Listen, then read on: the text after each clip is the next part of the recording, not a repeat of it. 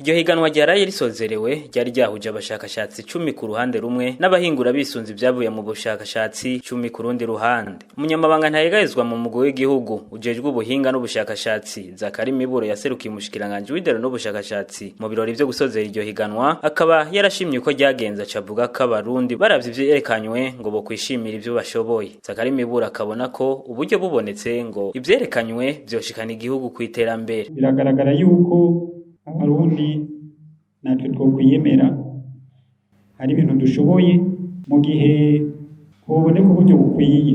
Ivyo bikorwa mwerekanye uyu munsi uko bukeye ko bwije bikaza biratera intambwe, nta nkeka twoshika kuri ya vision y'igihugu cifashe c'2040 n'igihugu giteye imbere 2060. Yaciye ahanura abo bashakashatsi nabo bahingura kuja hamwe bakongereza inguvu kugira bashike ku ntambwe ihambaye kuruta. Kuri ivyo rero murumva yuko bisaba inguvu kandi bigasaba kuguruka. Bisaba kuguruka kubera iki? Mwarumvise yuko nyamwigenda ko atarimira impeshi, kandi uko kuguruka no kugira ngo dukore mu runani, dukore dufashanya, umwe akora muri iki agaca kenerwa n'uriya, agaca kenerwa n'uriya, ukazosanga twese rero twagize urunani.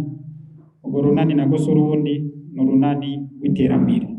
Abahiganwe bakabona ko amahiganwa nk'aya ari ngirakamaro kuko ngatuma abayitabira bungukira mu guhanahana ubumenyi n'abakora mu bindi bisata. Uwabaye wa mbere mu bashakashatsi akaba ari Emmanuel Banzubaza asanzwe yigisha ku ishure kaminuza y'ubuvuzi INSP, aho yerekanye mu bushakashatsi yakoze akamaro k'icayi cy'ugwatsi rutoto TV mu kuvura canke gukinga ingwara z'ivumbuka ry'umurindi w'amaraso n'igisukari. Abitavye iryo higanwa bose bakaba bararonkejwe impapuro zemeza ko bitavye iryo higanwa. Batandatu ba mbere haba mu mugwi w'abashakashatsi cyangwa wabahingura hisunzwe ubushakashatsi baca bongerwa ibahasha ry'agashiruka bute ko kubatera intege.